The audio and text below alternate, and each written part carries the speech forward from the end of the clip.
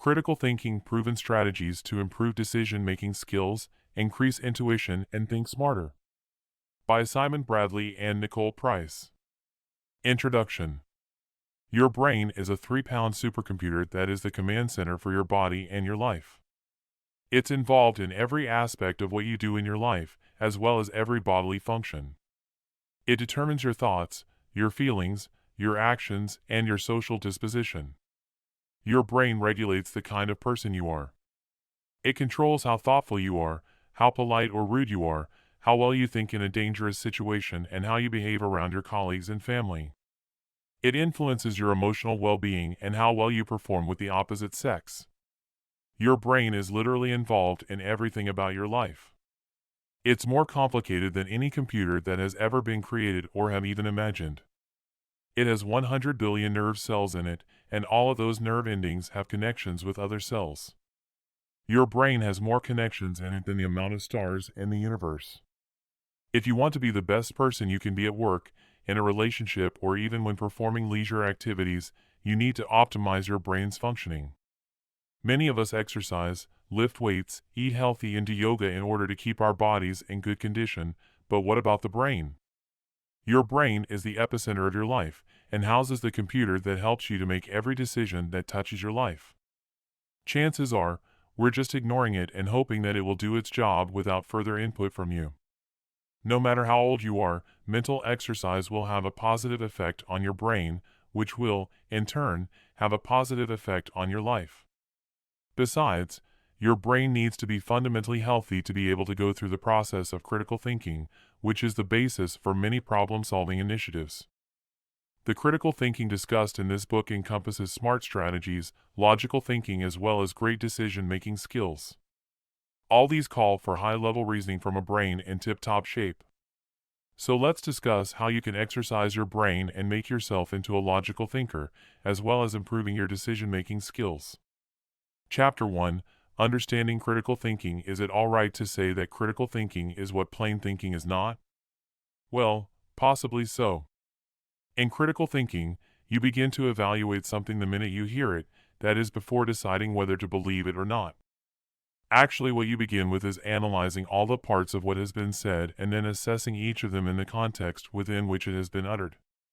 After consolidating everything that you come up with, whatever you make of the intended meaning, as a whole, is bound to be objective. For you to be efficient in critical thinking, you need to know how to structure the entire process. The following points can help. Make a deliberate effort to single out the ideas contained in the piece of information you are analyzing. Weigh the ideas you find against each other to try and see what their correlation is. Find out the relevance and importance, if any, of each of your ideas. Pick out the arguments involved in the situation you are assessing and see how weighty or flimsy they are. After evaluating the arguments that you find, create your own arguments to demonstrate how many of the ideas that were presented were ideas that you agree with and which of the arguments go against what you believe in. Identify any inconsistencies contained in the text or arguments during your analysis. You also need to be on the lookout for any glaring mistakes in the arguments presented.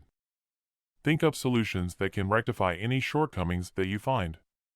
As you do your analysis and construct your counter-arguments, you want to bring your personal values into play.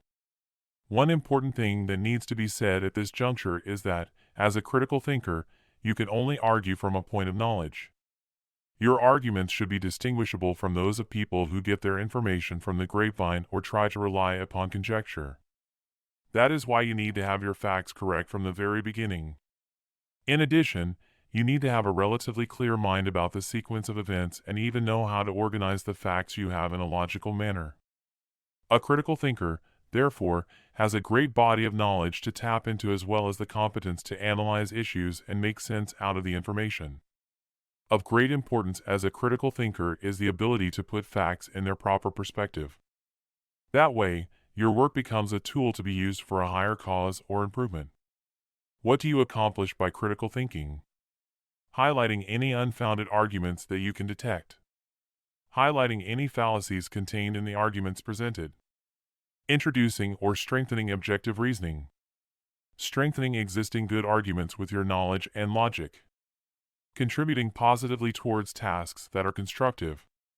contributing to improvement of theories that are already in use, improvement of working processes, improvement and strengthening of institutions. In short, critical thinking is handy wherever knowledge, objectivity, and analytical skills are necessary. Critics say critical thinking is a hindrance to creativity. True or false? False! If you believe this premise, you would be implying that creative people are basically illogical and, yes, shallow as well. Yet that is far from the truth. Creative people are vastly informed. And they are often critical and not always as carefree as you may imagine, but they can also be spontaneous. How else do you think they set about improving their work if not on the basis of critical thinking? In short, critical thinking does not prevent you from being creative. In fact, you often don't understand about thinking outside of the box unless you have already understood the ins and outs of a regular response. Usually after a session of critical thinking you'll be able to see what the out-of-the-box response would involve because you have likely exhausted other avenues through critical thinking. On the whole, these are the main benefits of critical thinking. It streamlines your thinking process. If you are wondering why streamlining the thought process is important, consider having one set of information in the hands of several people. Depending on your competence in critical thinking and your values as well, all of those people could come up with varying arguments.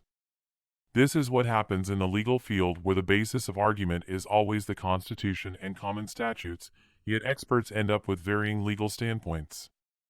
And their critical thinking ends up getting someone acquitted, fined, or otherwise.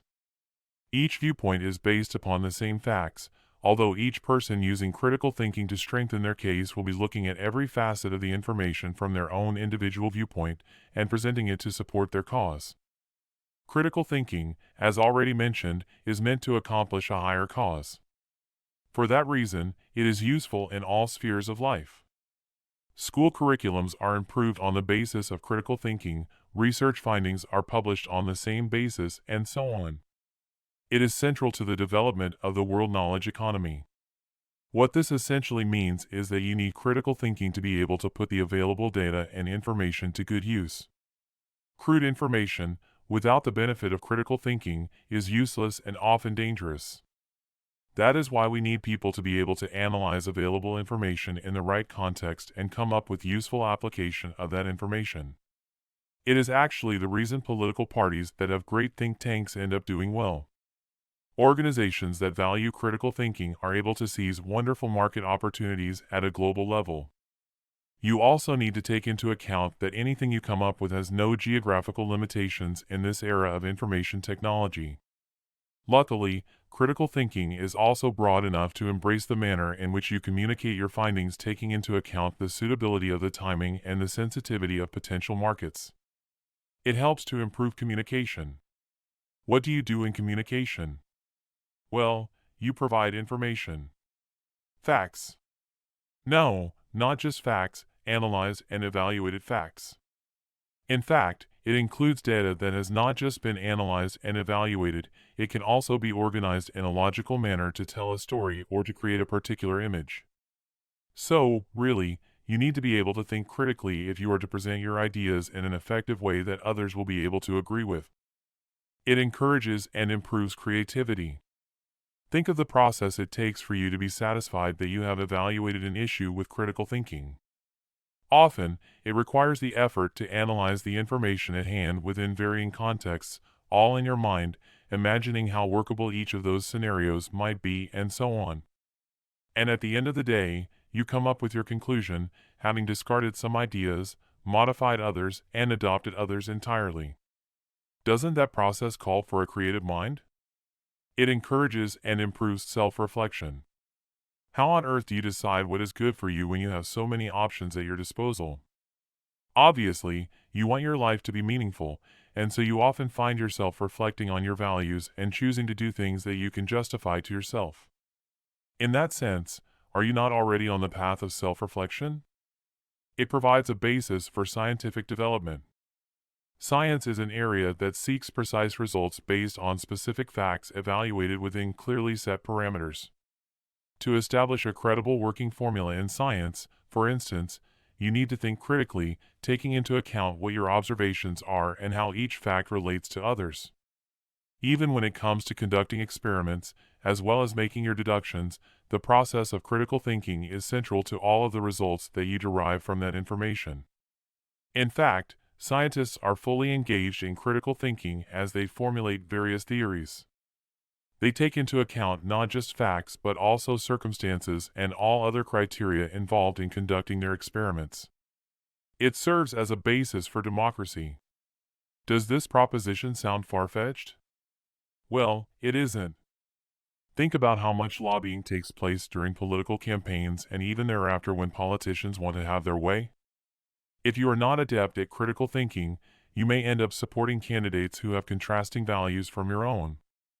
And you even risk supporting political opportunists at the expense of forward-looking leaders. Critical thinking also helps people to look at important social issues critically and make up their mind as to how to vote without being swayed by prejudices. Chapter 2: Historical Details of Critical Thinking. Authority and Tradition as Set by Socrates. The onerous conversation between members of society often remains ponderous and mundane. Everybody has a different sticking point and everyone wants a hearing. Is this basic flaw inherent in all languages and learning processes? Or is this ineptness a cultural hangover that people take for granted forever? This overhanging aspect of society has conjugations that Socrates used. Do you mean that it has been hanging since then, to conduct investigation and analyze the fallacies hiding behind empty speech? Misdirected beliefs that often prove to trip over themselves and arguments formed without much realistic basis seems to be the order of the day. Needless to say, there was no particular direction to the argument and the meaning remained as clear as muddy water. The outcome of all this analysis was that Socrates established unequivocally that it was useless to depend on the authorities for complete awareness or dependable information. Through a demonstration, he brought out the total confusion and irrational behavior exhibited by a person holding a high position in society. In order to include an idea into our thinking as a belief, the way forward, he stated, was to conduct a deep probe with explicit questions on the subject. Socrates was insistent on setting aside those ideas that did not give a rational explanation, though they were very helpful to people's interests or served to comfort people looking for a way forward. People possessed an undesirable egocentric quality, which made them make the wrong choices. While analyzing, he traced out complete implications of the expressed idea and the actions accompanying them. Socratic questioning thereby becomes the basis for the critical thinking agenda. One needed to study fundamental concepts, step by step, taking into account the assumptions used and how the idea took shape and its basis, too. Through Socratic questioning we understand the need for logical consistency in order to arrive at clarity. Next in the historical path of critical thinking came his successors Plato and Aristotle. All these Greek skeptics underlined the fact that everything differed from their external manifestation. Incidentally, Plato kept records of the sayings of Socrates, which is why we know so much about it. Greek tradition thus helped set up the foundation for seeking the way of thinking that was comprehensive yet responsive to arguments, and helped systematic thinking. One could then see deeper realities and not be deluded by superficial impressions. People needed to think deeper and not be swayed by first impressions. Systematic critical thinking. The practice of critical thinking carried on through the Dark Ages due to the works and teachings of eminent writers and philosophers. Prominent among them was St. Thomas Aquinas. His work Summa Theologica had a profound influence on Western literature and philosophy. Following the trend of critical thinking, this work put forward the teachings of the Church, explaining in detail every point in Christian theology. It follows a circle of purpose of man, namely Christ. It then goes on to the next, which are the sacraments. From there it reaches God. So, this existence of God explains the creation of man. The laymen of those days, and even today, follow the 5 ways prescribed in the book. This put forward the arguments and proves the existence of God. However, compared to the rest of his work, this part takes up only 5 pages. The book in all has 3,500 pages. There are many references to people in society having respect during the days of Aquinas. At the top of the page, we have Aristotle, the philosopher. People investigated into theological practices and notions with a precise system of logic that he was famous for. The philosopher defined many technicalities that served to help with the analysis. Alongside the works of Aristotle were publications of the commentaries given by Ibn Rushd on the philosophers. Ibn Rushd became famous as the commentator. Aristotle often writes about Ibn Rushd as Avicenna in his works. Remember that your brain is unique and it is more complex than any computer out there. It is an amazing organ, perhaps one of the most amazing in our bodies, and you need to take care of it and protect it from losing its elasticity and becoming complacent. So be sure to exercise your brain using the methods presented here and begin to think logically. It's going to be hard at first, but you're going to be able to do it if you stick with it. Thank you for listening and good luck in improving your brain power. Other people mentioned in the Summa are Peter Lombard the Master, Rabbi Moses, Augustine of Hippo the theologian, and Dionysius thought of as the disciple of St. Paul. The teaching of Aristotle showed that critical thinkers are not blindly opposed to established faith. They only discarded beliefs that lacked a proper foundation. Sir Francis Bacon and the advancement of learning. Sir Francis Bacon lived in England during this period. His book, The Advancement of Learning, encouraged readers to make empirical studies of the world. While seeking knowledge, people misuse their brains. He understood the need for using processes for information gathering, search Google, that today forms the foundation for science. Left to their own devices, people show the tendency to become bad. They accumulate bad habits. Their thoughts become corrupt and lead them away from reality. He terms these thoughts as idols, and it forms the central object for his explanation of various deviations in thinking. Idols of tribe, you see instances where your mind betrays your beliefs. Idols of school, person develops unscientific thinking methods if the instruction is poor or they have to follow blind rules. Idols of marketplace, this is a reference to our own misuse of words just because it is convenient. Idols of theater, this occurs when people begin to act without thinking because of custom. People consider the book very modern because it conveys ideas that we use today. This book, which explains that the mind cannot exist without support from other people in society, is the forerunner to all texts on critical thinking. Descartes' principle of systematic doubt. 5 decades later in France, we see the rise of another philosopher named Descartes. His main contention was for clarity with accuracy. People recognize his famous saying, "I think, therefore I am." He spoke about it, he argued for it. Scientifically sound, he had good mathematical abilities. His work in physics might be familiar to many, refraction. He is known for his book, Meditations on First Philosophy. He explains that one can only be certain about one's own existence. His work established the epistemological trend that has lasted for 300 years. The mind needed systematic disciplining to be able to think clearly and perfectly. His book, Rules for the Direction of the Mind, is a close second to the Summa. His approach was to base thinking on sound fundamentals that had been thought out from all angles. This critical thinking method is based on the principle of systematic doubt. He wanted testing and questioning for all parts of thinking. As opposed to ordinary thinking that assumed everything and questioned nothing, Descartes tended to keep inquiring into one's beliefs with a wall of doubt. Beliefs derived from the senses, usually deceived. Looking at a stick in the water, a person might be led to assume that the stick is bent. This was an optical illusion.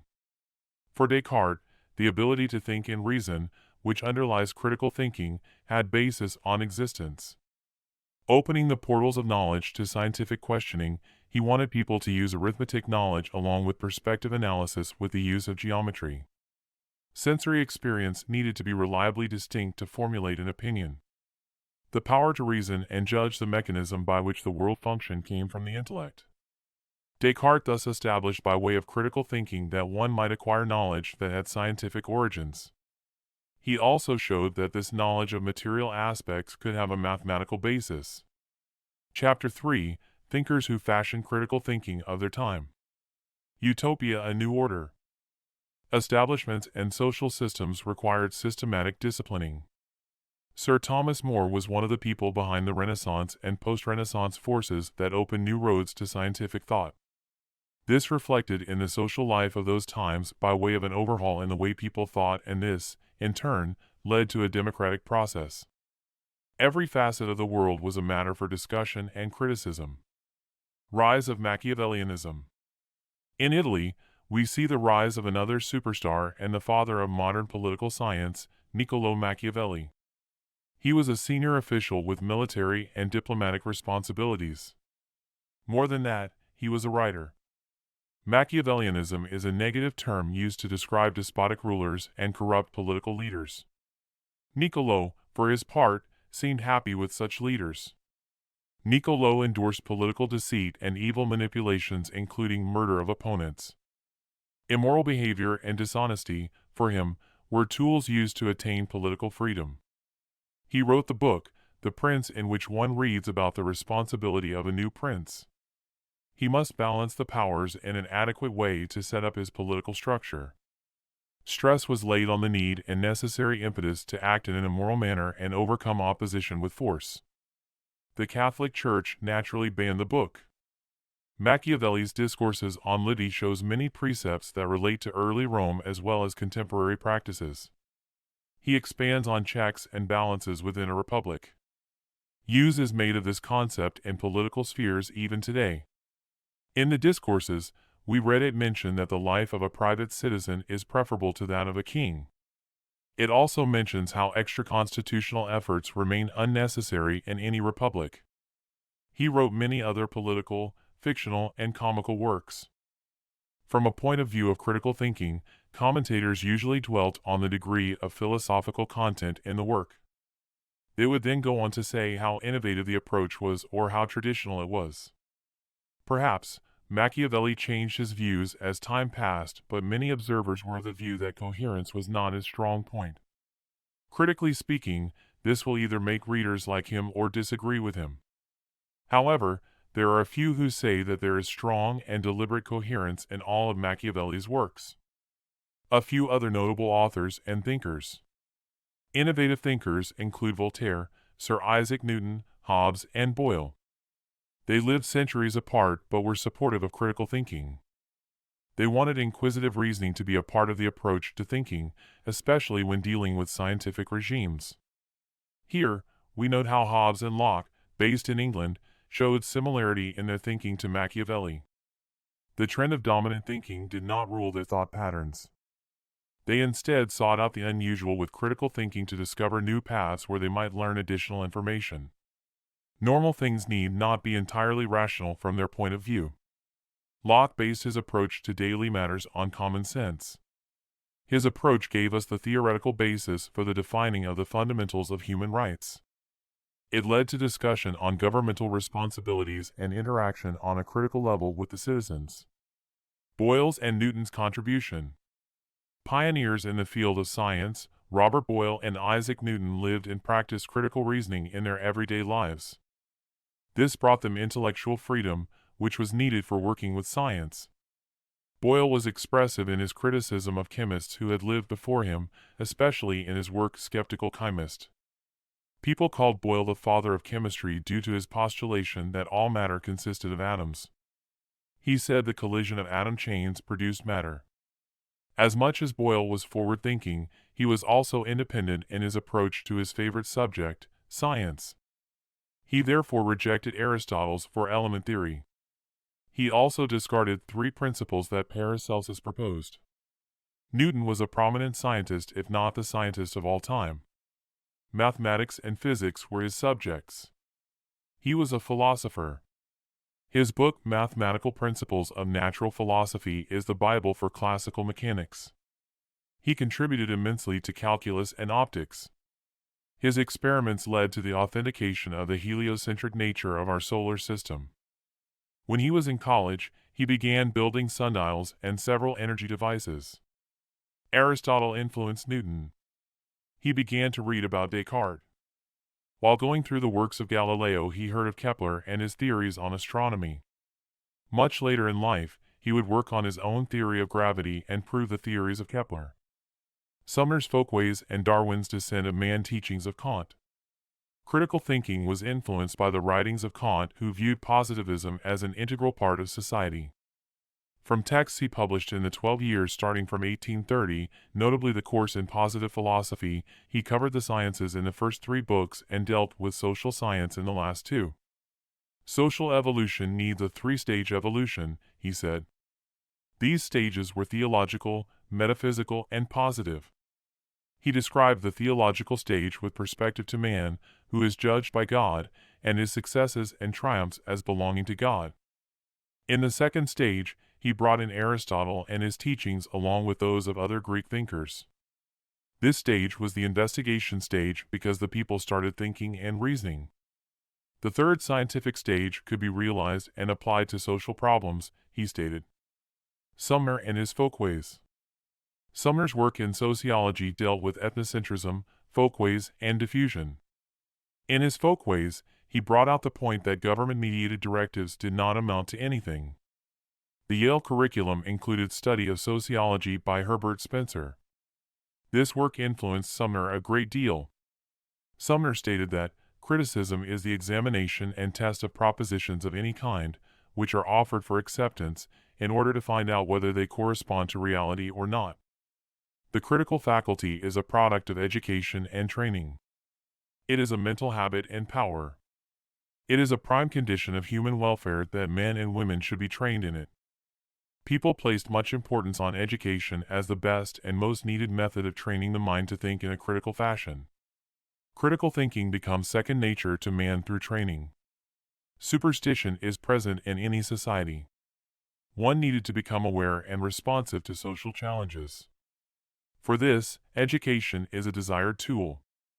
To this end, people began to associate him with the term social Darwinism. Critical thinking patterns mentioned in his essay Sociology bring out the competition for life and struggle for existence.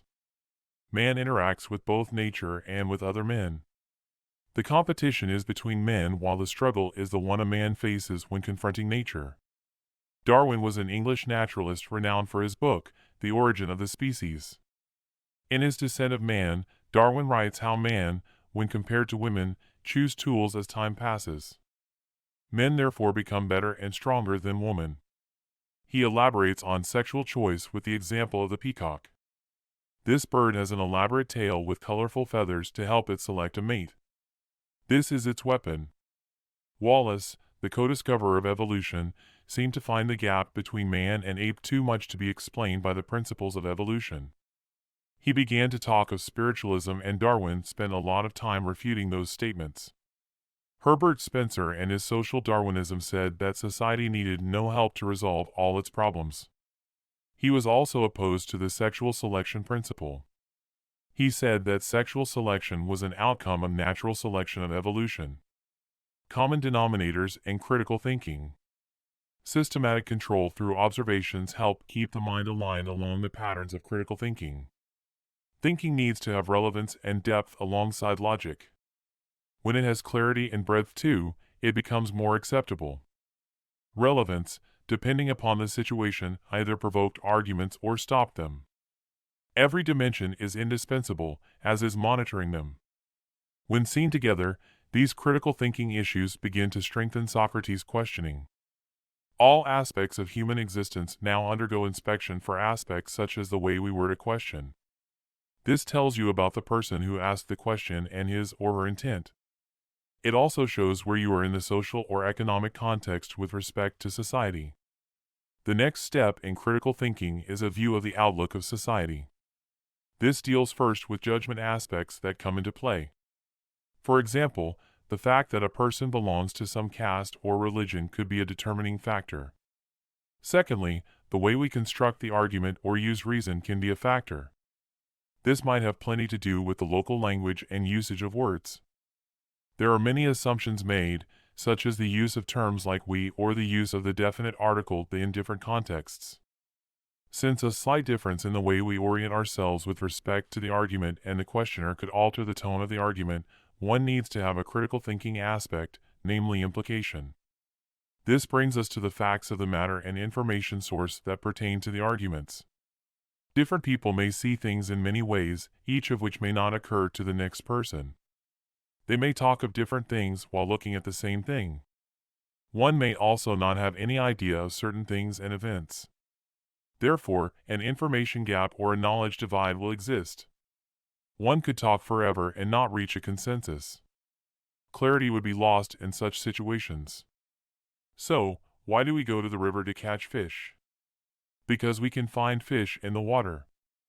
The concept behind the reasoning can escape a person, or he or she may not have an inclination to share the knowledge. In certain cases, the person does not know of the situation leading to the concept.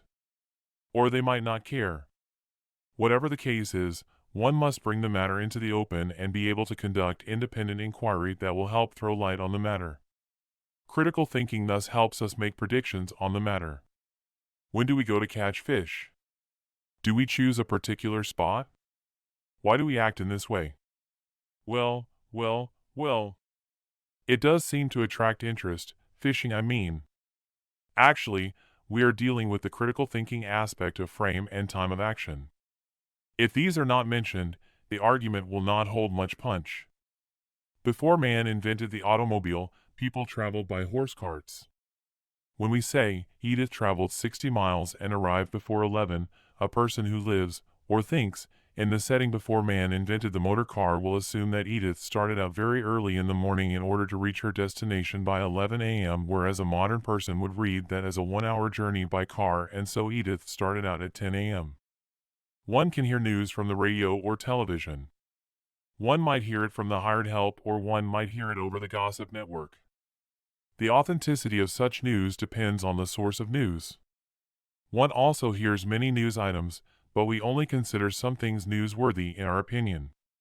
Critical thinking thus puts a line of judgment that needs passing or that news does not gain recognition. Twitter and Facebook widely use this aspect of spreading news.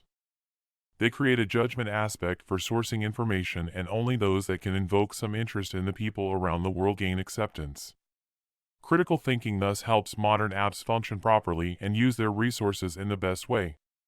Chapter 4, Skills and Procedure. The shepherd always tries to persuade the sheep that their interests and his own are the same. Stenda.L. Developing habits and determining attitudes that augment critical thinking. Professionals often have to handle stressful situations.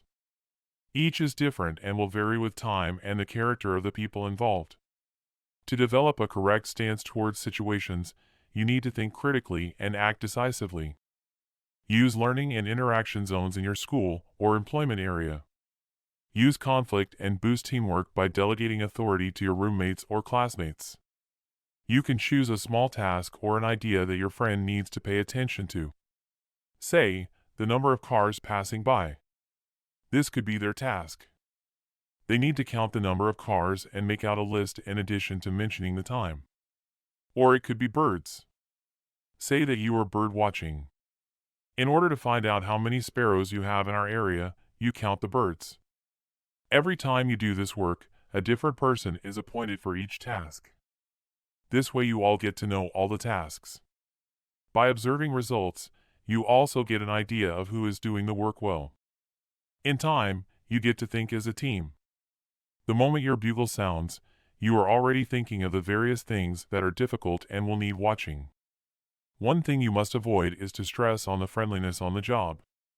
You are not there to make friends. You are there to do your duty. This next point may make you feel like a fish out of water, well, just a little. You imagine a new character. Now this must not be a living person but an imaginary one. You will see how honest this person is and how quickly he or she responds to various problems. His or her confidence arises from patience. He or she is willing to spend endless hours questioning and probing the entire case from multiple angles. His or her fair-mindedness makes him or her creative. Keep this person in mind always. In time, you will become that person, and along the way, you will see how the person becomes strong or falters when facing certain situations. This will help you develop your critical thinking abilities. In the next step, you develop technical skills. Acquiring computer skills is necessary. You can either join a computer teaching facility near your home or go online to register with one. If you are planning a career in rearing dogs, you need an acquaintance with various breeds. You must learn training methods. Develop the ability to understand the various needs of dogs quickly. For this you must work as an apprentice at a dog training school. The ability to communicate these details over the internet will help you be recognized as a dependable person. Lastly, you exist as a thinking person. You must have intellectual abilities. For this you must develop thinking. Join online classes that teach meanings of words or impart knowledge about places and things. Go and practice daily until it becomes second nature to you. The class may teach you complicated formulas in mathematics or tell you simple things about places far away. Once your mind is willing to adapt and assimilate information, you are ready to become a critical thinker. All these will add up to one thing. You will be able to make rational decisions under stressful circumstances. You will become independent and reliable. Critical thinking will make your personality stand apart. Creativity will blossom due to the innate nature of ideas and your cognitive ability. Reasoning will be second nature due to your technical abilities. Socratic questioning in professional environment. One can just as easily trip over the questions as over the answers. To avoid this problem, you need to arrange your thoughts about the questions. You can have a list of questions and classify them like this: assumptions and situation. Evidence collected or presented. Stating the problem. Using perspective. Results and consequences. Firstly, question the assumptions that come with the situation. Are you right in thinking that this? Do you think that your supposition about this? Or how come you assume this straight away? Does this belief always hold true? The more you question the setting, the more likely you are to find the correct solution quickly. Next, question the evidence. Where did you get the evidence? What was the situation when you collected the evidence? How much is the situation likely to change since you collected the evidence? What are the reasons for assuming this evidence is right? Now you come to the problem and make a clear question that states it. Then analyze whether the problem could be made any different. Can you make it into smaller questions? Is there any significance in the question? If somebody else were to state the problem, how would it all change? It is time now to change and use the viewpoint of the question or problem. How would a person, opposed to your stand, view this problem? Is there a better or worse way of looking at things? Will the perspective change over time? Lastly, we talk about consequences. What will happen in this situation? Is there a chance that this will not happen? What alternative solutions do we have at this point? We are looking for inconsistencies. The things that will not stand up to reason need further investigation. In this way, Socratic questioning will look underneath the surface and find out what the reality actually is. Proceeding in this way helps the team arrive at the best answer. Differentiating between different types of statements. The statements could be just related to facts alone. These will stand up to investigation. You can verify them, for they do not need the presence of any particular person or instance. Example: today is Thursday. The statement may have basis on some earlier results. Any person who is knowledgeable in that particular field can make these statements. However, these inferences will not constitute facts but rather point toward or away from it. Next, we come to judgments. This reflects some dependent variable in the situation. For instance, Johnny did not come on Saturday. He had some work to do. The assumption that Johnny was held up with his work need not have any truth. He might have fallen ill. This kind of statement is an assumption. Lastly, we have the opinion. This statement is characteristic of the person who makes the statement. In general, a fisherman will only make known his opinion about fish. These are beliefs that may not have any factual context. But at least that person who is issuing the statement assumes them to be right. Persons who have extensive experience will have opinions that are mostly correct, whereas those with little knowledge may have little basis for their opinions. Chapter 5: Inductive and Deductive Reasoning. These are two crucial thinking skills in critical thinking. In the first, inductive reasoning, one observes a set of facts from several viewpoints. Leaving out some facts or adding new ones might lead to some particular interpretation. Inductive reasoning therefore helps one to make a generalized conclusion based on individual reflections or data sets. For example, the observation, "This tree has a shadow," is an individual observation. The generalized conclusion that all trees have shadows helps us approach some specific problem and derive an answer. In deductive reasoning, you go the other way around. You start at some general premise. This could be anything from mathematics or physics, such as the sum of the internal angles of a quadrilateral is 360 degrees. This is the way critical thinking works. You find out how to solve the questions with the help of your teammates. Here again, one needs to check opinions based on your assessment of the situation. Also, if you study the assumptions that led to the situation, you might discover a lot of fallacy. Attitudes important to critical thinking. Developing an attitude comes naturally with age. Rational inspiration for critical thinkers depends not only on how right your assessment of the situation is, but also on what you are going to do about it. As mentioned, developing skills are indispensable. Concentrate on developing these 10 attitudes. Clarity of thought. Reacting to the situation in an adverse way can muddle up your thoughts. Assessment of how the land lies needs to become second nature. Similarly, if you fall sick, your thoughts might remain muddled. If you have some doubts about your health, you may not want to make important decisions or pass judgments. Fair-mindedness. Use the same standards to view all arguments. If you keep changing your stance with every new perspective that comes up, you will not make an impartial judgment. For this reason, always be ready to accept the fact that new arguments might change your standing on the situation. In many cases, traditional approach might become the best answer to the problem. In listening to the opinions of involved people, one must give an impartial answer. Intellectual courage. Beliefs can be misleading. Often, platitudes please many, but do nothing to solve the underlying problem. Having intelligence about the subject matter is crucial to developing courage. To do this, one must read and accept the various arguments that arise in different perspectives of a situation. Intellectual courage must rise to the foreground when needed.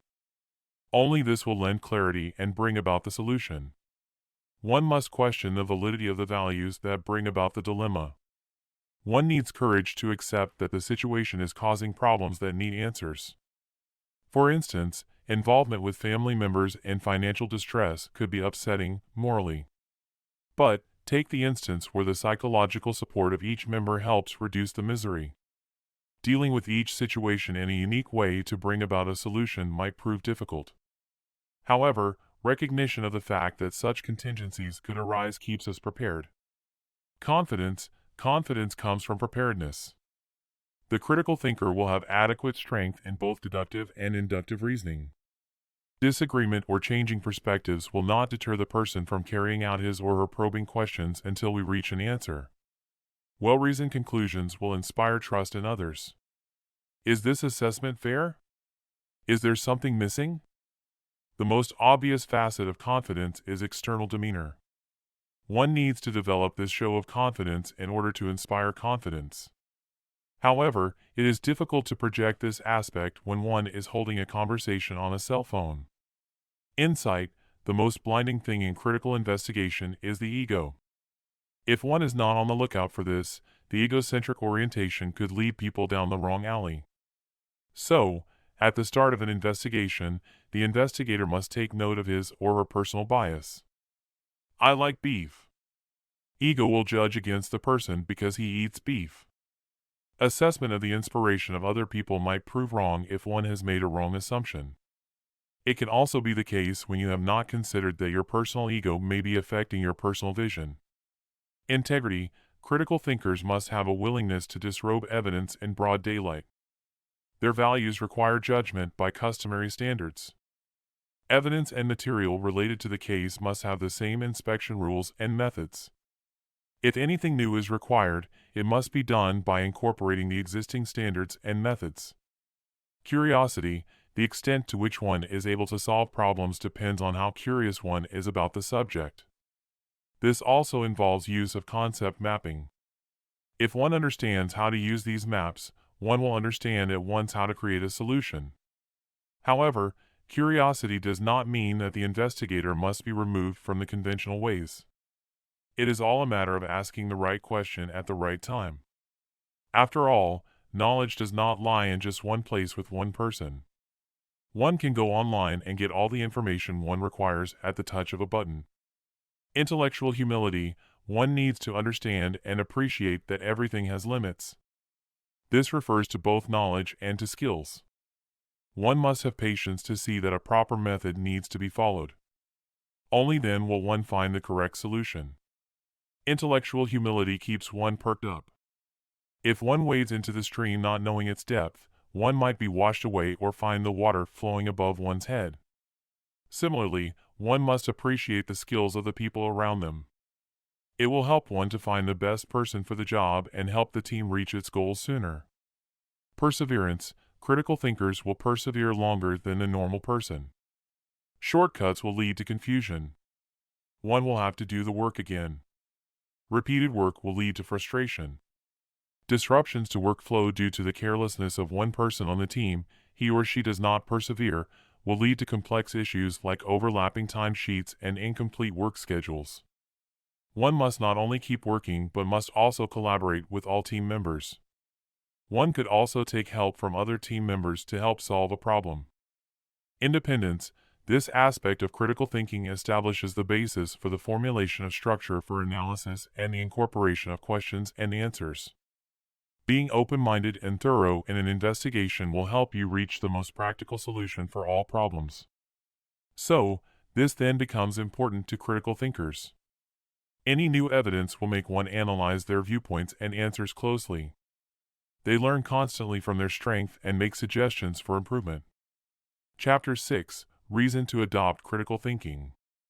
Necessity for critical thinking.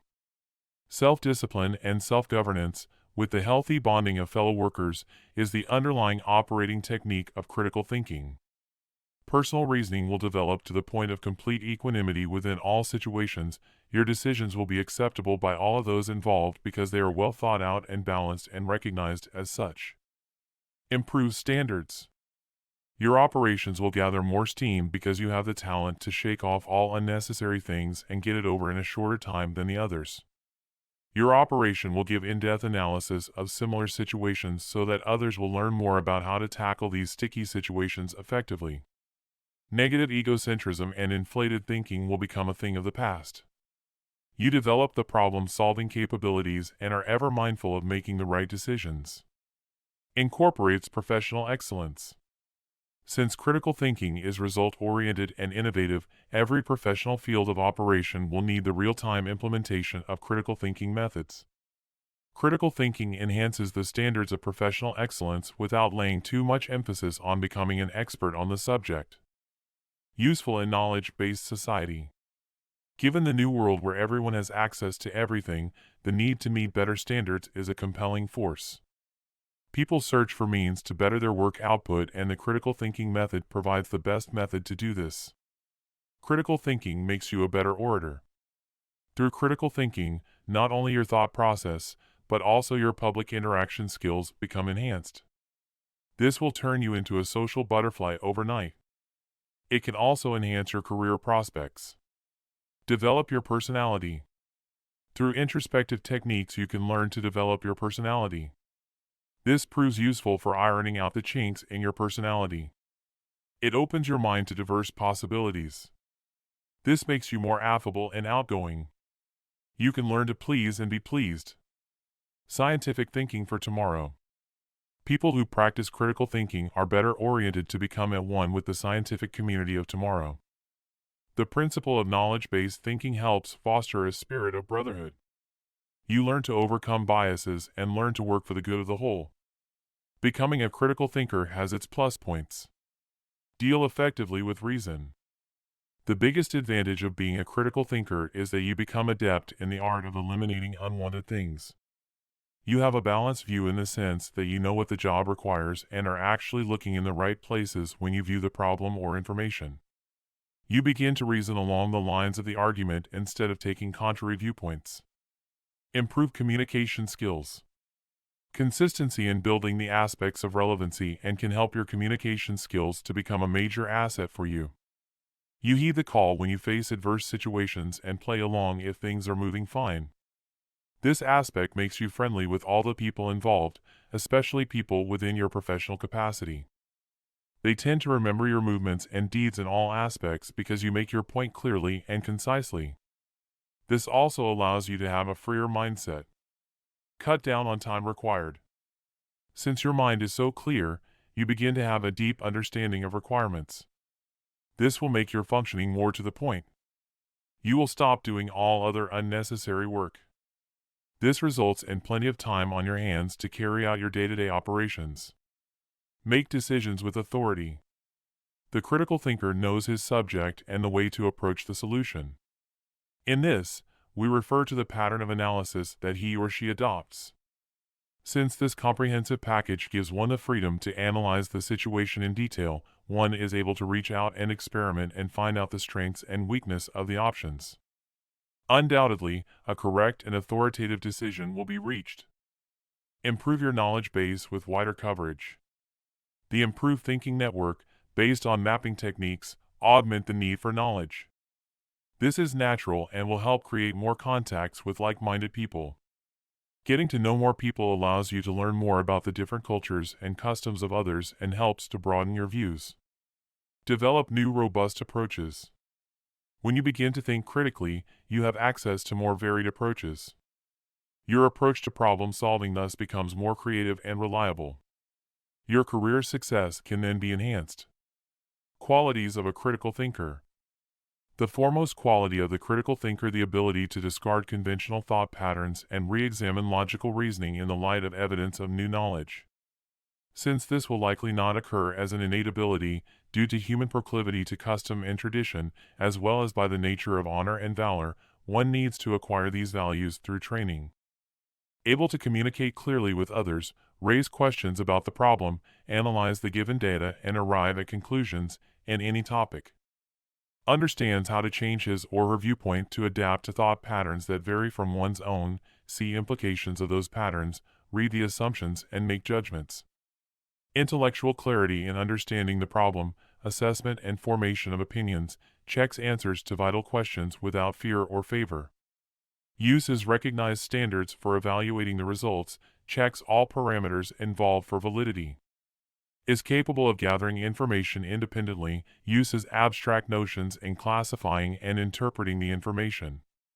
Chapter 7: Difference between reading and thinking. Men become civilized, not in proportion to their willingness to believe, but in their readiness to doubt. H. L. Mencken. Actual difference. Critical thinking is an ability that we foster over time. Yet what are we looking for? Is it a bird in the sky? Or an unknown being that we must capture and tame? Let us say it is a bit of both. When we think critically, we overcome the animal in us, the ego, and open our minds to possibilities. The evaluation becomes fair and without bias. We become civilized in our approach to others and his or her viewpoint. Critical reading differs so much from ordinary reading in the way news differs from a poem. The news may consist of anything, and indeed it covers a variety of topics from sports, daily happenings, and financial news, to gossip and fashion, whereas a poem will deal with only one topic or a limited range of topics. When we think critically, we tend to link utility value, appropriateness, or other values like tidiness, cleanliness to objects and places instead of blindly associating places and things. We begin to understand why things have quality and sequence of events. Of course, we must grow more to understand the way certain people cause certain events. But the idea is clear: our knowledge takes on a shape that follows the fundamentals of the language. Grammar for critical thinking. Since it is important to assimilate the import of each word without attaching any significance to it, we need to follow a pattern of thinking. This is like pouring water into a cup and watching it fill. Grammar consists of classifying words. Associations between the words give the meaning or classification. So, when we say predicate, we refer to the group of words that explain what happened. To find this group of words, one needs to see what the sentence says and who the doer of the action is. Once we identify this, then you move on to classify all the words that are not part of the doer of the action. Applicability of vocabulary and critical reading. Just like in all other cases where we apply critical thinking to practical aspects of life, and grammar too, we need to have a wide vocabulary. We need to know run, stop, walk, rob, kill, shout, ride, wave, and shut, which are all verbs and words that denote action alongside man, woman, robber, murderer, house, country, and road, to understand the meaning of the sentence that man and woman are murderers who robbed the house. If you need to only understand this sentence, the man waved as he left the house, you must know the meaning of left. You also need to understand the use of verbs in future, present, and past forms. Critical thinking will work only when you have adequate exposure to events of life. Say, a child knows the meanings of these words: cow, horn, tail, tree, and meadow. If you tell him a sentence, the cow has a horn and a tail, the child will understand. However, if you say, the cow is grazing in the meadow, that child will look puzzled.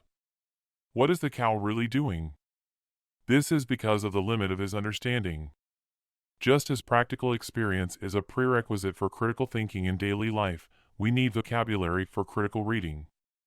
When your life experiences increase, your approach to critical thinking will be better. You will deal with ideas in a practical and sensible manner. But there will be situations that you cannot explain. All this leads to understanding. You begin to realize how success and failure are part of life. You might have sentences that are positive and you might come across some that are negative. This allows your mind to expand and accommodate the viewpoint of other people who might be more experienced than you or who differ in their perspective from the one you have. For making critical thinking fully operational, you need to be able to think of alternatives. Exploring possibilities and verifying facts and statements should become second nature in your thought process. If something does not ring true, you must investigate it. You have assigned reasons for the fallacy and, if proved wrong, need to be willing to discard your opinion. Importance of critical thinking. Critical thinking guides your mind through to a desired result. Say that you are reading a comic book and your mother asks you to go to the shop. Naturally, your ordinary mind does not want to let go of the comic book. But your rational mind tells you, hey, if you do not go, then she cannot cook. You go and buy vegetables first. It is the same in your thinking structure. One who is a critical thinker will not hesitate to stop thinking along in a logical line and pursue a more sensible and logical thought. Hey, it is a beautiful day. There are birds in the sky. I need some paper to write an article. There is a beautiful magazine on the front porch. I must send the article today. Here we see the next to the last sentence about the magazine is extraneous. It does not fit in with the daily schedule of the person, namely writing an article. That makes the last sentence a critical thought. It shows the priority and what action the person has to undertake. Do you often think of magazines, or do you think about your own work? Developing into a critical reader, the critical reader does not jump to conclusions. He or she is willing to take notes and analyze the text in an unprejudiced way. Implications of the text are also complete and give the complete meaning that it needs to convey. If your critical thinking is also well developed, you will be in a position to present one or two viewpoints to explain how the situation is unfolding. The discipline and fairness of thinking is reflected in the judgment that the critical reader makes. Chapter 8: How Critical Thinking Solves Problems. Have you read what cognitive psychologists say about the relationship between thinking and feeling? Instead of the premise held by ordinary folk that feelings are automatic and come before every other sense or body process, the psychologist's take is that what you feel is a result of your thought process. In short, think good and you will feel good. The reverse is also true. The following is also true, that you have the ability to command your feelings by streamlining your thinking, of course, undertaking critical thinking being a great option. That you have the ability to control your attitude so that in the end you tailor a favorable outlook to life. That you have the ability to direct your thinking in a way that gives you great perspective and one that helps you enjoy controlled moods. From what we have seen, you have the capacity to make your life happy and productive. Being able to control your thought process is the starting point, and then it goes on to produce desired feelings. When you engage in critical thinking, You rarely find yourself stressed out because you feel in control of the situation. So it is correct to look at critical thinking as being good for your welfare. Is there no room then for feelings that are instantaneous? Oh, there is. It is human to have feelings develop even without engaging in a conscious thought process. However, as someone accustomed to critical thinking, you are able to quickly summon your cognitive abilities and employ them in moderating the feelings blossoming in you. In fact, it is because of this capability that people who have made critical thinking part of their life dissuade themselves from acting emotionally. They end up moderating their emotions by engaging the critical thinking gear. From what this book has outlined so far about critical thinking, it must be something worth learning and practicing. The question is, how do you know you have mastered the skills of critical thinking? Here are signs that you have developed the skills of critical thinking. You find yourself becoming more reliant on reasoning than emotions. You are comfortable evaluating issues from varying perspectives and not just your own point of view. You find yourself with an open mind when other people are telling their side of the story. You are comfortable accepting new evidence, findings, and fresh explanations even after you have undergone deep evaluating an issue. You are receptive to the idea of reassessing information already received. You are able to ignore personal biases as well as prejudices. You find yourself open to different options. You do not succumb to the temptation of making hasty conclusions and judgments. Although some people tend to be natural critical thinkers, many are those who need to learn the skills and take time to practice them. Employing critical thinking step by step, identifying the problem. Why would you want to go for a wild goose chase, which is, obviously, unnecessarily expensive in terms of time and other resources? It is much more convenient and rewarding to aim at identifying the gist of the matter. In fact, in some cases, you get to save yourself sizable amounts of resources when you analyze a scenario and realize that there is actually no problem as such but merely some misrepresentation of a concept or a misunderstanding. Still, even when a problem exists, you save on resources when you go straight to it and embark on tackling it. Doing an analysis of the problem. Do you know you could see a problem at first glance and later you realize that the context did not really warrant the scenario to be problematic as such? For that reason, the analysis stage is very important because it is the point at which you do everything necessary to satisfy yourself that a real problem exists. And if there is actually a problem, you assess its magnitude and intensity and then evaluate whether you have the capacity to solve it on your own. Of course, you have the option to solicit for assistance if the problem is too big for you. Coming up with plausible solutions. Actions of trial and error are for amateurs and people who are not sure what they want. However, since you are a person who knows that you want to find the best solution to what appears to be a hitch, you take your time to consider the options that could resolve the issue. Sometimes it helps to brainstorm with other resourceful people at this stage of critical thinking. After all, don't they say that two heads are better than one? Picking the best option. At this point, you must already know that there is no single prescription for all ailments, even when those ailments are of a financial or social nature. You need to evaluate the options you consider to be plausible, gauging each one within the surrounding circumstances. Then you pick the one that you believe according to your assessment to be the best solution. Winding up by taking action. Ever heard it's not over till it's over? Well, in critical thinking you don't wait for the fat lady to sing, you just take a decisive action and call it a day. In fact, it does not matter how thoroughly you did your analysis or how good your chosen solution is, if you do not implement your select option, your challenge will remain unresolved. It is important to note too that it is not mandatory to change the state of affairs after a period of critical thinking. Even doctors sometimes undertake critical thinking where they do a detailed analysis of a patient's medical condition and history, and then they take the option of doing nothing and simply letting the patient be. The important thing is to clearly declare your decision and give supporting reasons for it. Then everyone will accept that it is, as they say, case closed. One more thing you will confirm once you get used to the process of critical thinking is that there is a confidence boost that comes with it. It is born possibly from knowing that you have a wealth of information and that you know the situation from all possible angles. Whatever the reason, you can be sure you will be a great resource person who helps others to broaden their perspective on issues.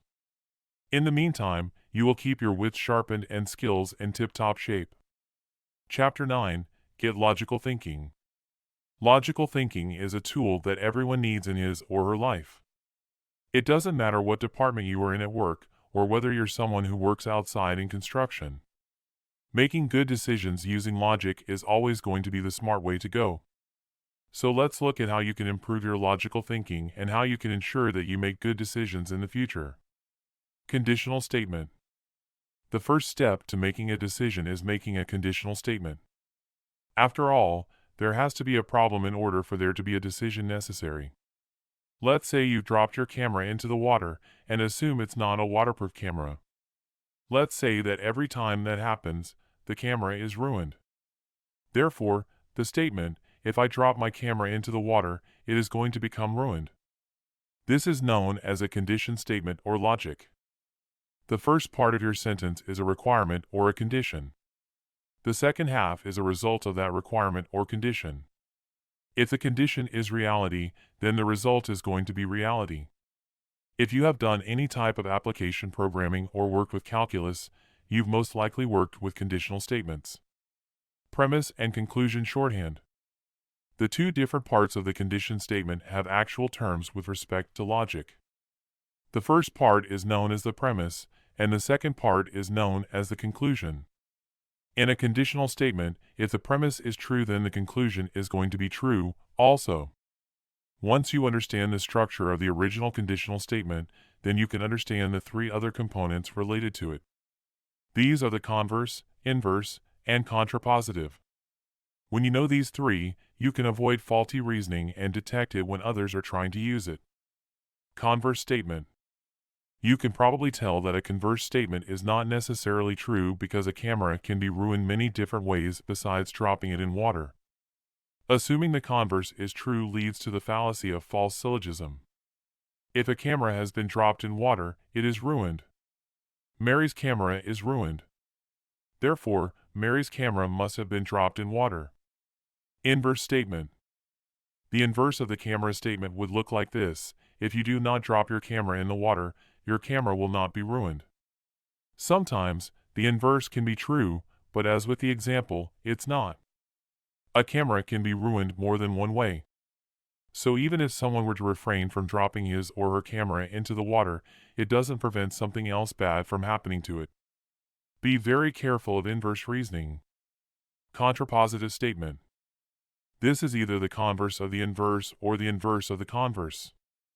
It gets a little confusing here. It involves a negation of both the premise and conclusion, along with a reversal. The contrapositive of the camera statement would be, if your camera is not ruined, then you did not drop it in water.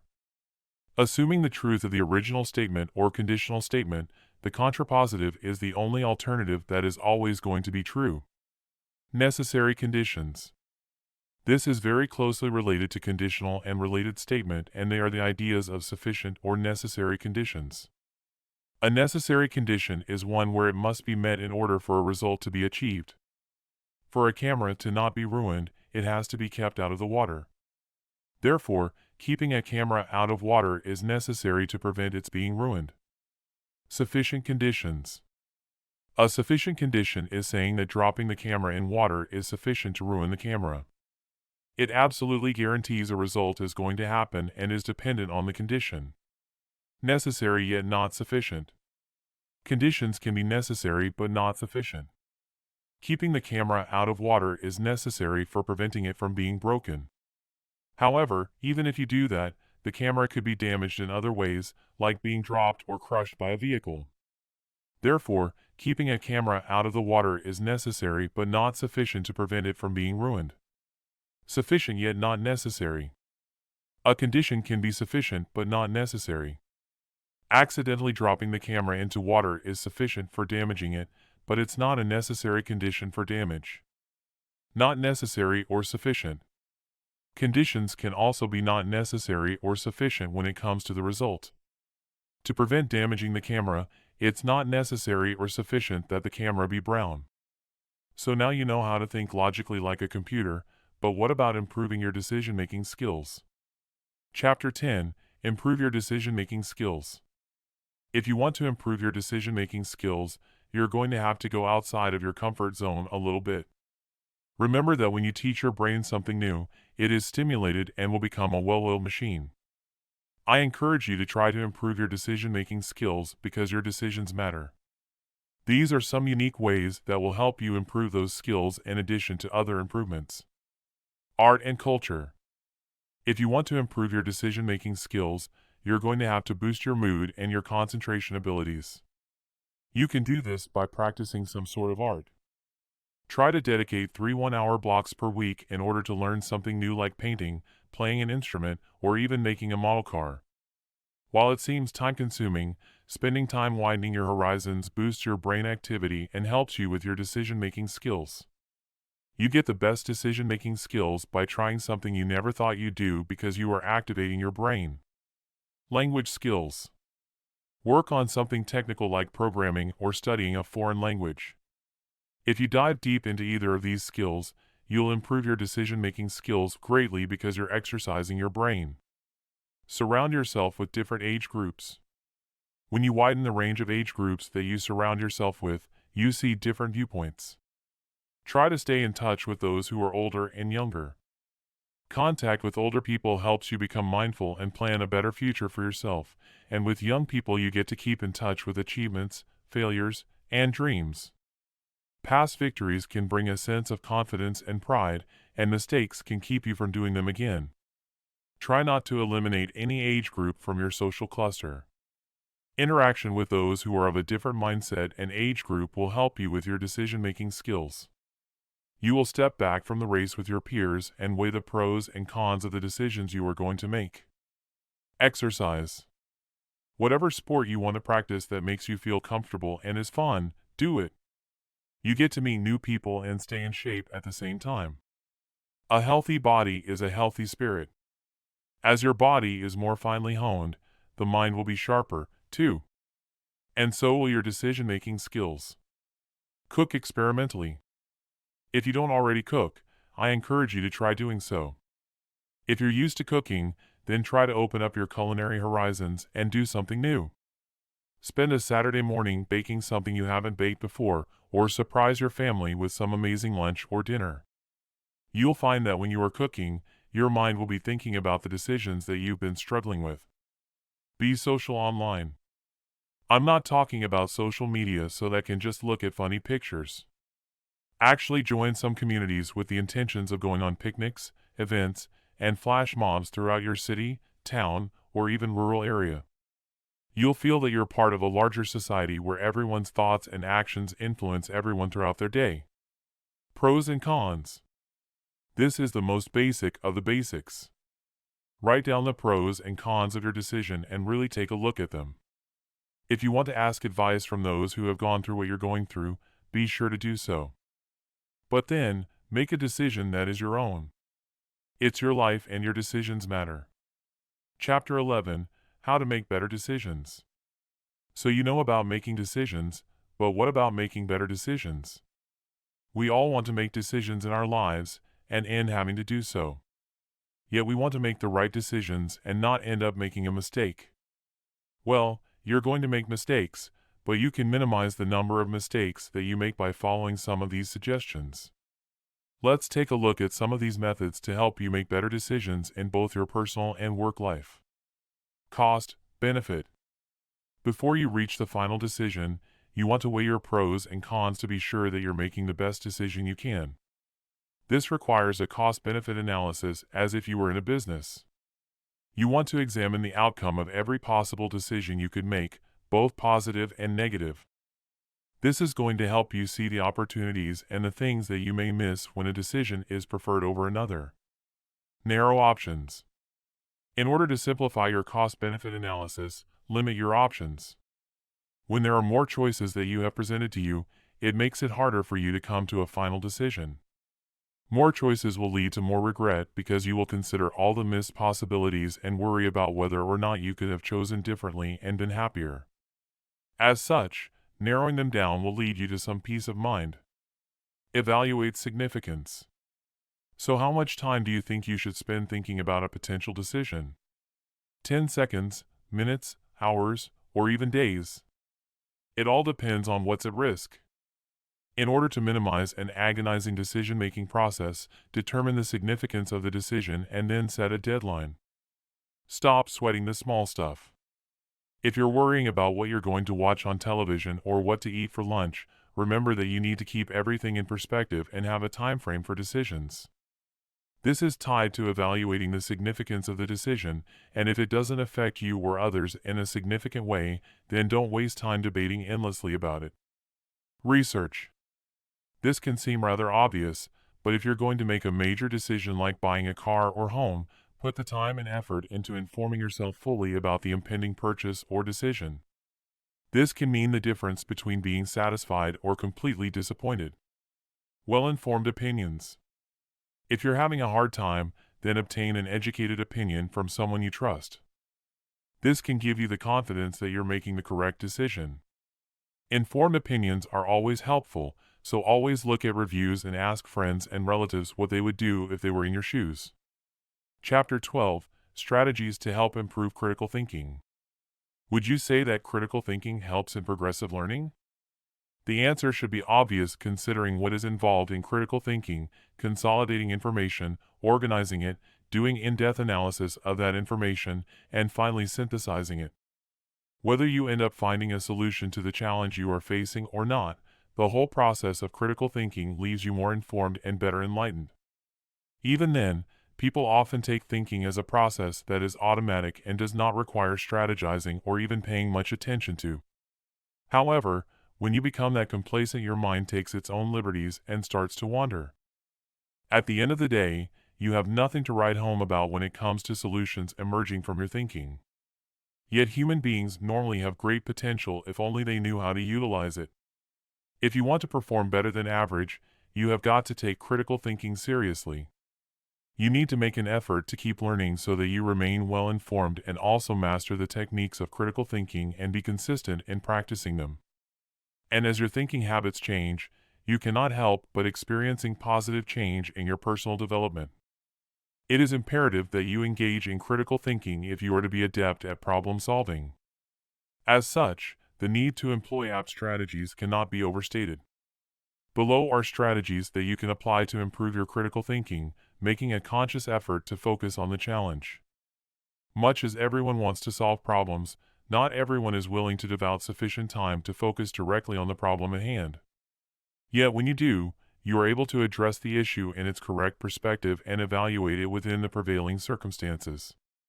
It is unlikely you will ever have a panacea to all your problems. Even when those challenges look similar, there are always factors like timing, environment, and others that call for each problem to be addressed in isolation. Learn to ask critical questions. Can you surely expect to receive a helpful answer to a problem if what you asked was general? And who will give you a serious answer if your manner of asking is casual? It is important to learn how to tailor your questions so that you can provoke your source into responding in a way that is relevant and helpful to your situation. And even when it comes to designing questions to help you in your research, you'll need to frame them in a way that leads you to relevant sources, and fast. Learn and practice to support your ideas with verifiable evidence as well as logical thinking. Get used to analyzing an issue before coming up with deductions. At the same time, you need to be serious in your reasoning and evaluation. Get into the habit of interpreting matters in depth, avoiding the temptation to take information at face value. Learn to synthesize the many ideas that are available to you. Practice handling complex questions by breaking them down first. Practice making decisions only after evaluating them properly.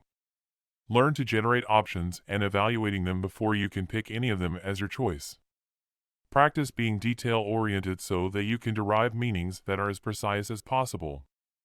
Learn to apply high-level thinking to help you analyze and solve real-life challenges. Make critical thinking a daily habit and not something you do once in a while. Practice categorizing your ideas according to the value you attach to each of them. Be reflective in your thinking. Learn to engage only in undertakings that lead to problem solving. Keep learning. Practice being open to new ideas and be ready to see things from different viewpoints. Always seek improved solutions. Be open to alternative solutions.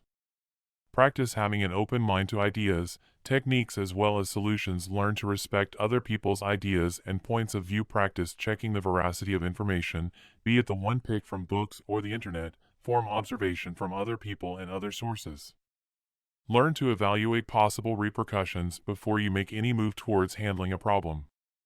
Learn to collaborate with other people when it comes to problem solving. Keep observing fundamental intellectual standards when handling issues of all kinds. The standards we are referring to here are universal in nature.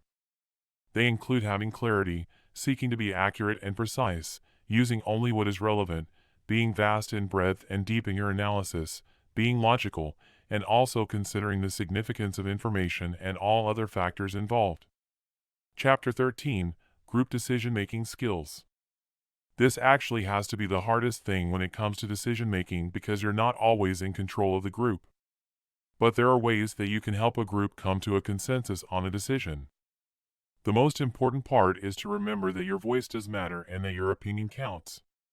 When you're helping out the group that you're in, don't be afraid to stand up and point out what you think the group should be doing. Most will be relieved that someone else took control. Conflict management. Making a decision with a group definitely complicates the process. Multiple opinions and viewpoints seem to heighten the chance of a conflict, so be prepared for a situation like this. It's always best to practice some conflict management by identifying the difference between a win-lose situation and a win-win situation. Plan ahead. When you are making a decision as a group, try to decide the details in advance so that you can avoid conflict among the group members prior to the event. This can be useful for dinner parties or movie nights. It may dampen some of the spontaneity of plans but can improve the decision-making skills of those involved and decrease the likelihood of an argument. Take charge. There are times where you can be submissive and get away with it, and then there are times that you just need to stand up and be assertive. If nobody is taking charge, then be the one to do so. Otherwise, you're going to waste precious time trying to decide on something when a decision could have been made and you could have been moving on. Never dwell on mistakes. The best impediment to a good decision being made is constantly thinking about past mistakes and beating yourself up for them.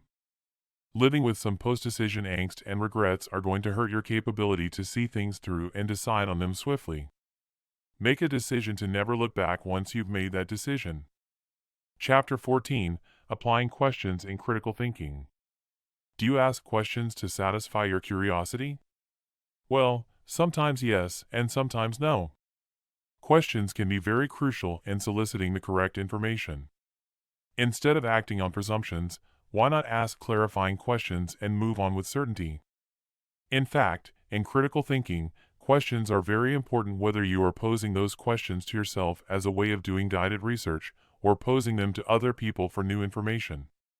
Whenever you ask questions, you eliminate vagueness in matters at hand. You eliminate any confusion that may exist. You streamline your thinking when looking at questions in light of critical thinking. You realize how important they are in setting your agenda. The information you receive in response to your questions is relevant to the situation you are handling, and it plays a critical role in tailoring your train of thought. In order for your questions to invoke critical thinking, you need to frame them in a certain way. Here are points to consider in devising questions. You need to ask questions that enhance your knowledge. You need to ask questions that enhance your comprehension of the situation. You need to ask questions that enable you to analyze and evaluate the facts at your disposal. Your questions need to help in synthesizing the information available for use. In this regard, it is important to avoid asking questions that are one-dimensional. One-dimensional questions are those that call for a yes or no answer. They do not provoke anyone into serious thinking. To plan in advance. This planning here refers to the aspect of devising your set of questions in advance so that you are prepared. Great critical thinking involves high-level thinking, and you can only achieve that when you have well-constructed questions. The scholar who came up with this business of serious questioning in order to invoke high-order thinking was educator Benjamin Bloom. The mode of questioning that he proposed is referred to as the Bloom taxonomy. Under the Bloom taxonomy, when you are speaking of knowledge, comprehension, and ability to analyze issues, you need to understand that in this context, knowledge represents the facts that you are capable of remembering, the opinions that you have, as well as the concepts that you have at hand. Comprehension stands for the ability you have to interpret any information in your possession in the language you understand. Synthesizing and applying the knowledge involves the ability to interpret the information you have and applying it to entirely new situations. Overall, you need to look at questioning as a critical thinking tool that ends up putting you in better stead to understand different situations that are similar to the one you have just evaluated. A simple guide to help design suitable questions. Let your questions seek knowledge. In order to construct questions that help you achieve relevant information, you need to be certain as to what it is that you want to accomplish with that information. To be able to do that effectively, this is what you do. Do a recap of what you already know in relation to the situation at hand. Try to recall facts and relevant terminologies. Enumerate the relevant ideas that you already have. Write down any answers that you have already received. Once you have done this, you can be sure that what you seek to find will be fresh and not redundant or mere duplication. This is how to frame questions in order to attract knowledge. What is the name of this or that thing? How would you classify such or such a thing? Why does this happen when you do this or that? How would you explain that occurrence? When does this or that phenomenon appear? Design questions that bring comprehension. In order to carry out critical thinking effectively, you need to be able to understand the information you have gathered within the correct context. You also need to know how to put it together in order to serve your purpose. Practically speaking, this is what you seek to accomplish in comprehension questions, to organize the ideas and facts that you have in order to compare them. To translate as well as interpret the ideas and facts to bring out meaning. To give your ideas and facts appropriate descriptions. To identify which of your ideas are major and generally prioritize them. Now that you are certain about what you intend to accomplish, you can proceed to formulate your questions. This is how to frame comprehension-seeking questions. How can you compare this idea with this one or contrast it against that one? What explanation can you give for this or that appearance? In your view, what facts support this position? What evidence have you seen that supports the position? Questions that help in knowledge application. Why on earth would you need questions to help in application of knowledge? Well, the answer is simple. You have the relevant knowledge with you, yet you still have the initial problem unresolved. What this implies is that you haven't known exactly how to apply that knowledge in your situation, the correct technique. For that reason, you need to pose questions that relate to the application of the information before you. This is the best way to frame questions relating to application of knowledge. What are the best examples you can provide for dealing with A, B, or C? How would you demonstrate how you understand this or that? As far as you are concerned, what is the best approach to this or that? What could happen if things are done this way or that way? Questions seeking analysis. At this juncture, you have a generous body of knowledge comprising information as well as opinions. However, a lot of what you have is general and not specific. For information to be helpful in critical thinking, it needs to be supported with credible material. And in order to be able to know the material that you need, it is important that you break down your body of information. In so doing, you will be identifying motives for the ideas and everything else involved. Identifying causes contained in the mass of information. Singling out any inferences. Identifying evidence, if any, contained therein. Here is how to frame questions to help in analysis. Considering this or that piece of information, what inference can you make? Where would you categorize this or that piece of information? How would you classify A, B, or C? Can you distinguish the relevant parts of this whole as far as this or that concept is concerned? Question seeking evaluation. What you are seeking here is a way to validate your opinion, which you have formed on the basis of the information you have and the techniques you have used to apply it. At this stage, you want to pass judgment on your observation and your experience in the entire process of critical thinking. This is how you can construct your evaluation questions. How can you contrast this against that? Which of these do you deem better in this situation, this one or that one? How would you rate the performance of so and so against that of so and so? What did you see as the value of employing this or that resource? What would you have suggested if someone had sought your opinion? Questions seeking to help in synthesis. Basically, what you want is to synthesize everything and come up with a unique solution to the existing challenge. Your creative mind has, by now, visualized the general direction your decision needs to take after consolidating all the information at your disposal and analyzing it.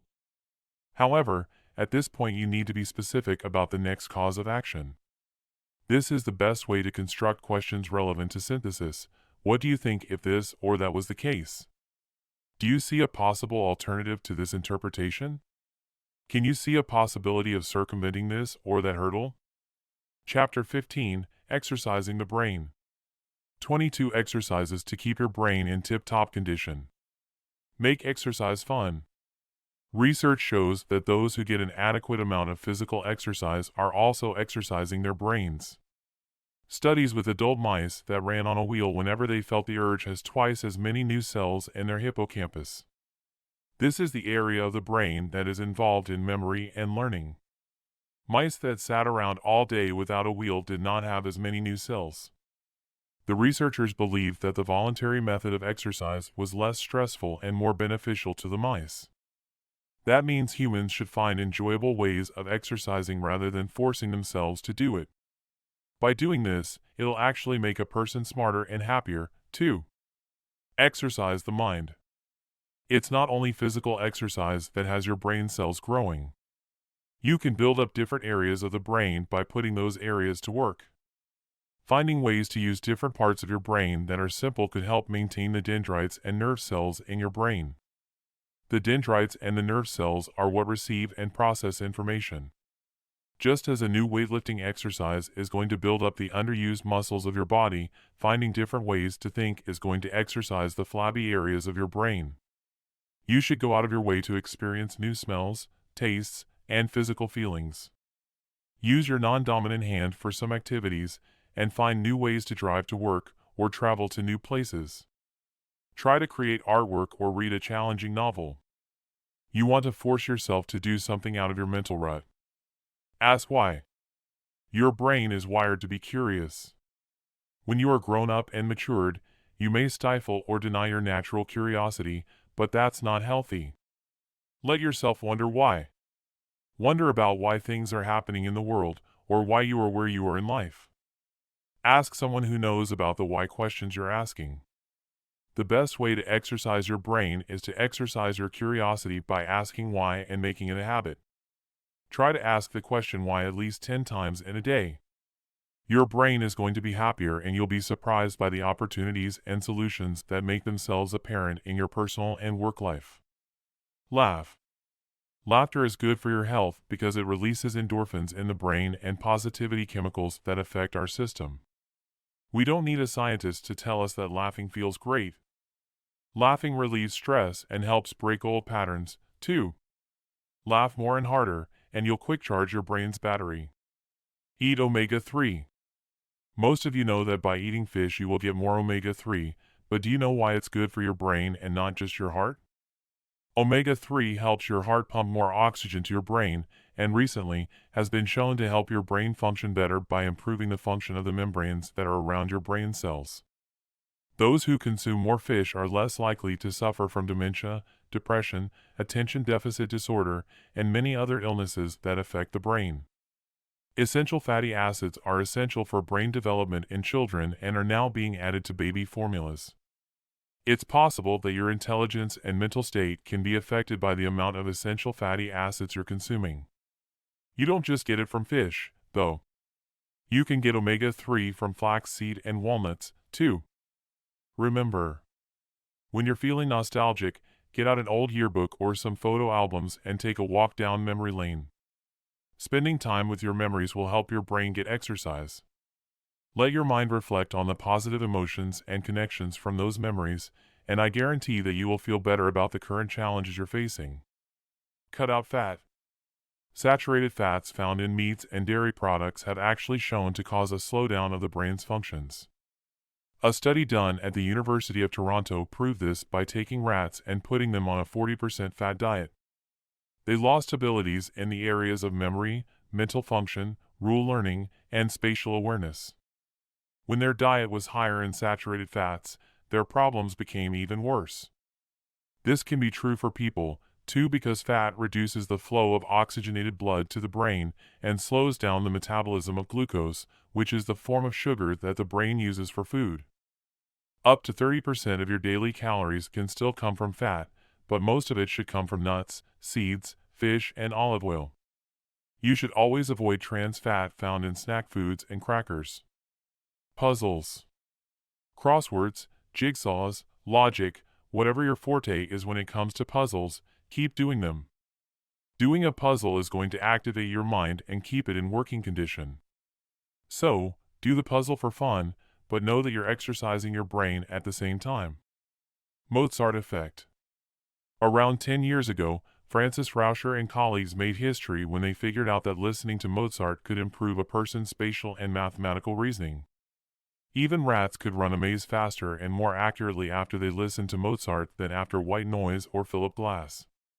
Last year, the same researcher reported that a Mozart piano sonata stimulated 3 genes that were involved in nerve cell signaling in the brain. Before you go and grab some Mozart music, know this. Not everyone who listens to Mozart has found the effects to be positive. It's actually not about Mozart's music specifically. It's about what type of music makes you feel more relaxed and in the zone. This type of music is going to be the best for you. Improve existing skills. Repetitive information is okay as long as you are attempting to expand your knowledge. Activities like reading, gardening, playing bridge, sewing, crossword puzzles, and painting are all viable ways to build your brain, but you have to push to find new ways to do these activities. Try a different type of gardening or try reading something that's not of your usual genre. Pushing your brain to its max is actually healthy for the brain. Strive to do that more often. Watch your drinking alcohol. Killing brain cells is actually an old idea, but reality is more complicated than just saying that alcohol is bad. A study of 3,500 Japanese men discovered that drinkers who drank about 1 drink per day actually had improved cognitive functioning when they were older than those who had refrained from drinking at all. Unfortunately, as soon as a person goes beyond the moderate amount, their memory and reaction times are more likely to decline. In that same study, those who had 4 or more drinks per day were the worst off out of the bunch. The common practice of binge drinking is the most dangerous kind because it not only kills a lot of brain cells initially, it keeps the brain from creating new ones around 30 days after just one incident of binge drinking. So while alcohol is okay in moderation and might even be beneficial to your health, binge drinking and alcoholism should be avoided or treated. Play. Studies have shown that people who take the time to play cards, video games, board games, tug of war, or any other activities for pleasure is good for their soul and their brain. It allows the brain to think strategically and keep working, but in a stress-free environment. Sleep. If you preview key information that you need to retain and then sleep after you've read it or learned it, you have a 20 to 30% increased rate of remembering it. You can leave the information next to the bed for easy access if it's something that's not going to keep you awake. If you're kept awake by the thoughts, write it all down so that you can get it out of your mind and get some much-needed sleep. Concentrate. When you are concentrating, you are increasing your brain power. You should learn to know when you're being distracted so that you can adjust your focus. Often, one of the thieves of concentration is just below your consciousness. If there is a phone call that you have to make, it could bother you all afternoon and sap your ability to think clearly. You may not even be aware of what's bothering you. You should get into the habit of stopping and asking what's on your mind at that moment. Identify what is distracting you and deal with that task. Make the phone call or put it on your list of things to do for the following morning, and then let the mind get comfortable and let it go. This will leave you feeling more relaxed so that you can think clearer. Make love. Regular physical contact, especially intimate contact, is especially important for women's concentration and emotion well-being.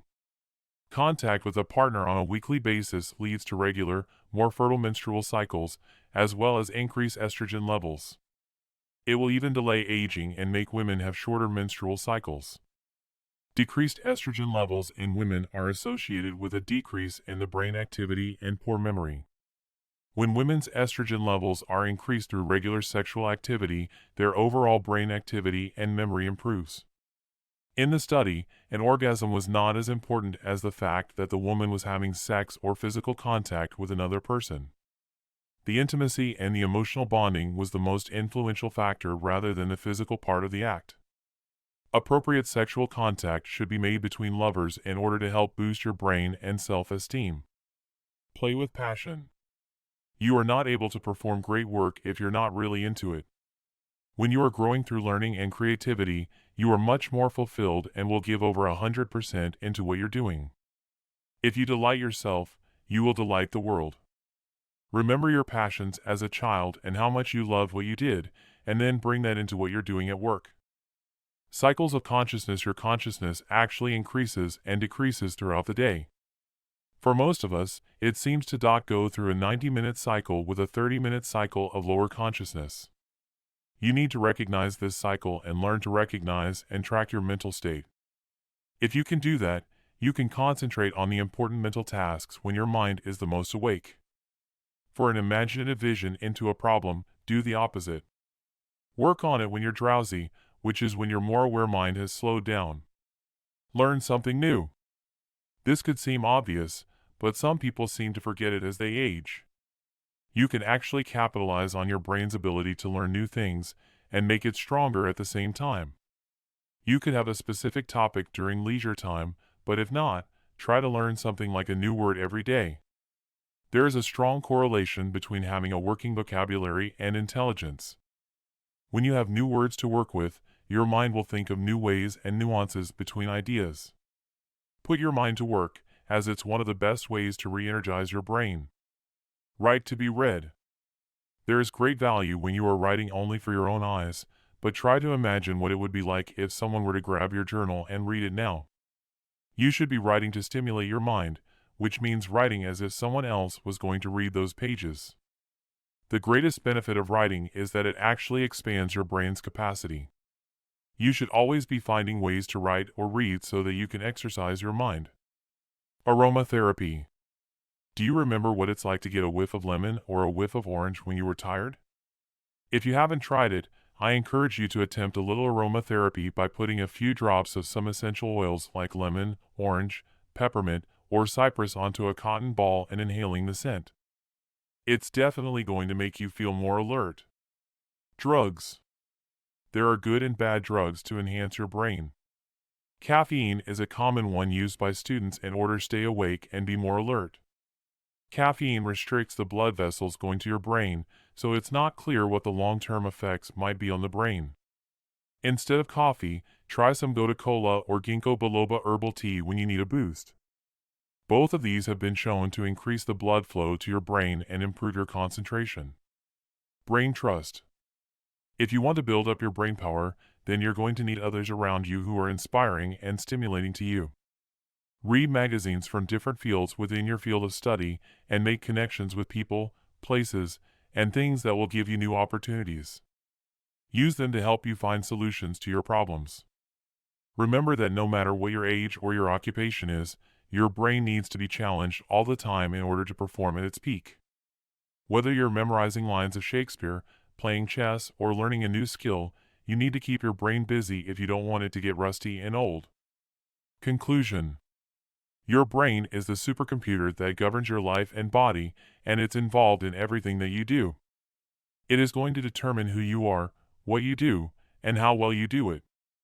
Therefore, it's imperative that you keep your brain in tip-top condition so that you can make better decisions about your life and think in a logical manner. Thinking logically doesn't mean that you don't have emotions.